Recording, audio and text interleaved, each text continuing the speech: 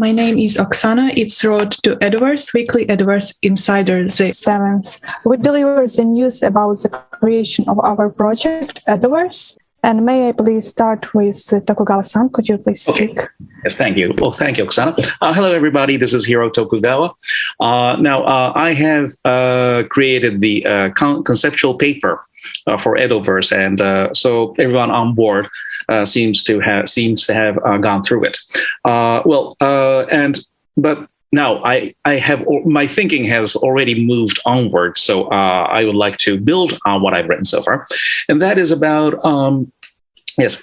Well, I spoke about capitalism and the Tokugawa or Edo economy last week, and I would like to add on that. And first is that we tend to think of economic growth in terms of freedom of the agents. So maximum freedom will create maximum efficiency and more out of less. So that is the best thing to be. But the reality, and this is the one thing that Adam Smith got very correct, is that economic growth or economic betterment depends on the depth of division of labor.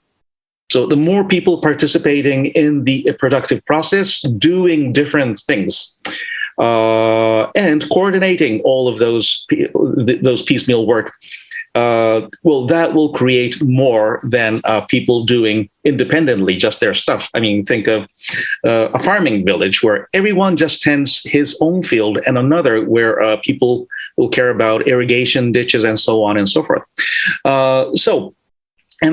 But you see, this coordination and division of labor does not come automatically if you free everyone.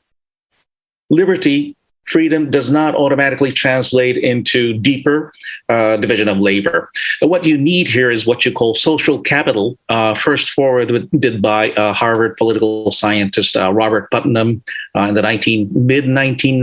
early 1990s, I believe. And so then what is social capital is, well, he calls it trust, but I would define it more like an absence of fear towards others. And so you think of European economic development, and two things were quite instrumental in that. And one was the invention of the lens, and another is fine instruments. And both of this requires a lot of concentration by craftsmen who cannot do anything else while they're, let's say, polishing a piece of glass. And then how could he concentrate? It's because he feels very secure, deprived of fear. So, and the same thing you could say about craftsmen making screws or very straight metal sticks. And on that basis, the Europeans could make nautical tools or a clock that is really regular in its movement. And and only after that, you have the liberalization of the economy, and then economic growth started.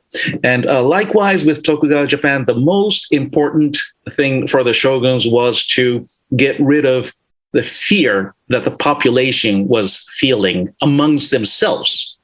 You see, until right up to the Battle of Sekigahara, Japan was in a constant state of civil war. Each village had a wall and moat surrounding it as if they were castles, because they were afraid of the village next door attacking them. So you had to overcome that mentality. And the city of Edo was one tool to bring about that change. So, and then how did they remove fear? How did the shoguns and the samurai remove fear from the population? And the answer is very interestingly, this comes from another political science classic, which is the evolution of cooperation, is that you have a prisoner's dilemma, and then you repeat it again and again, and then eventually people will start cooperating, learning that there will be greater gains from cooperation. And that's exactly what the Tokugawa shogunate did towards the population. Yes, to fix everything. You see, so after World War II, the Tokugawa system was heavily criticized in educational circles because what was being done was so anti-democratic and unfree. But freedom for the people in the 17th century, in 17th century Japan, was the freedom to steal, the freedom to kill, the freedom to burn houses, So you had to contain that and first create social order where people won't have to fear their neighbors so that people can cooperate with each other. And this process took roughly 100 years. Most Japanese know the fifth shogun Tokugawa Tsunayoshi as the how should I say? Well, Shorei Are Minore, the decree for mercy for all living creatures.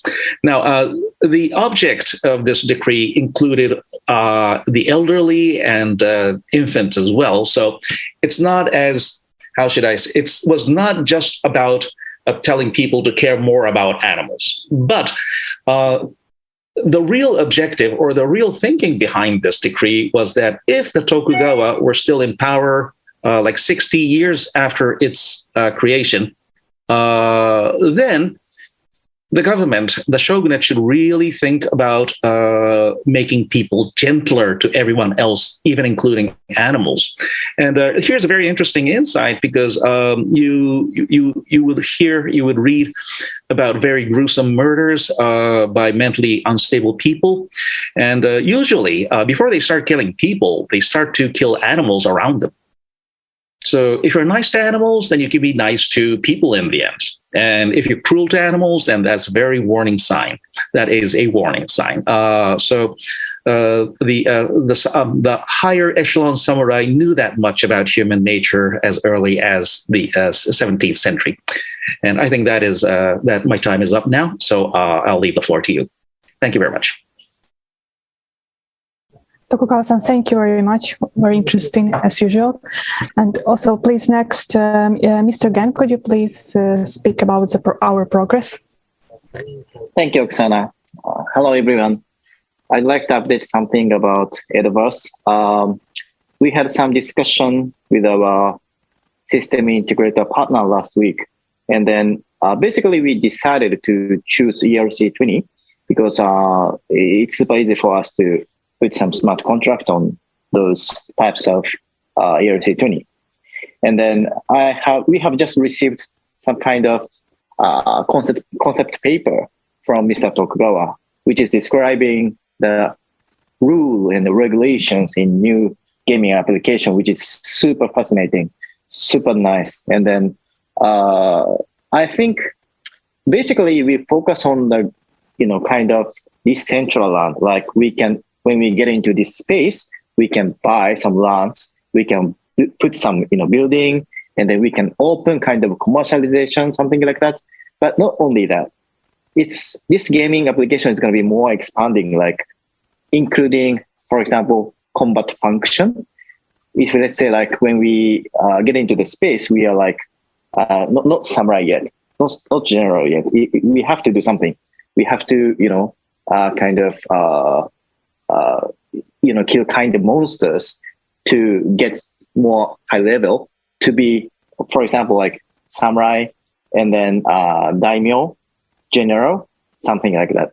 But to be that, not only killing the monsters, we have to be more like considered people, as Mr. Tokugawa mentioned, because under Edo era, basically the people who can consider and then take over the fears of others could be more respected by others. And then we would like to put this function into this gaming application with ERC20. So all of the behaviors is going to be recorded on smart contract and then blockchain. Anyone can see that. Oh, this player is super nice. This player is super strong, killing monsters every time, but not good person, for example, something like that. Or if let's say we can define some this user cannot, has no ability to kill monsters, but always consider others with, selling some products or giving some token as a donation, something like that. So we would like to define many types of users in this Edoverse. Someone could be just strong. Someone could be not strong, but super kind. And someone could be like general, always considering others, and then super strong as himself, for example. And then we'd like to describe this diversified space.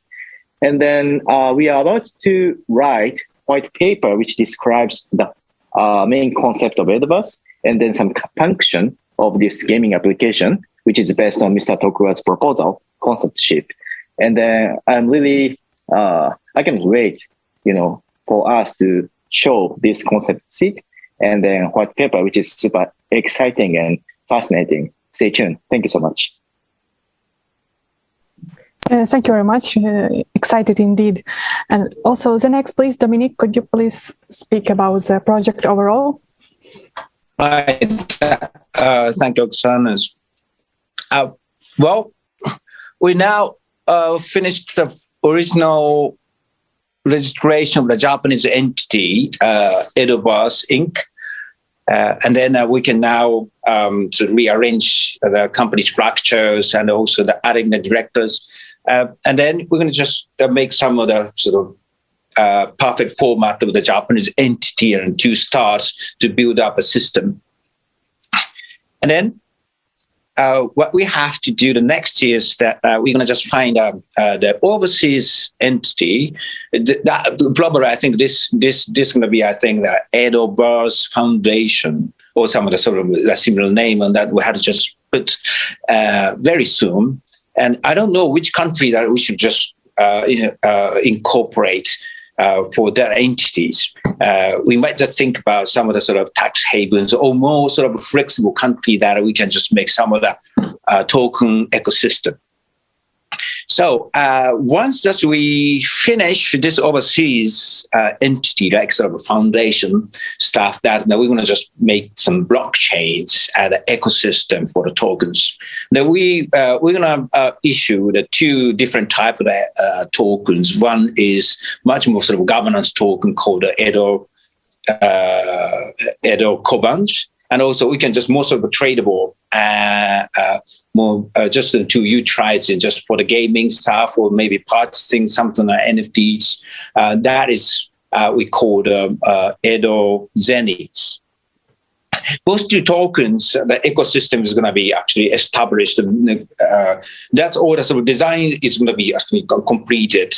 After our white paper just finished, completed in April, means that our design of the ecosystem will be finalized in June, and then we're going to just issue this tokens ecosystem in July. This is also it's a very forthcoming schedule on for our project fast, and then we will just issue a white paper in April on the basis of Mr. Tokugawa's conceptual papers. That's going to be very sort of exciting things for the sort of Edo theme. This is an entirely different concept just from what we thought. And then for that concept that we're going to just create the games or maybe some of the infrastructures. That's also very interesting just to play just for us. First, that I really want to just focus on the NFTs because it's much easier the parts of the sort of the business. We might just create some of the NFTs for the sort of Edo period and also the art related stuff that for the NFT platform. And then we're going to just make some of the user-friendly NFT platform just for everybody to join this Edo Bass ecosystem.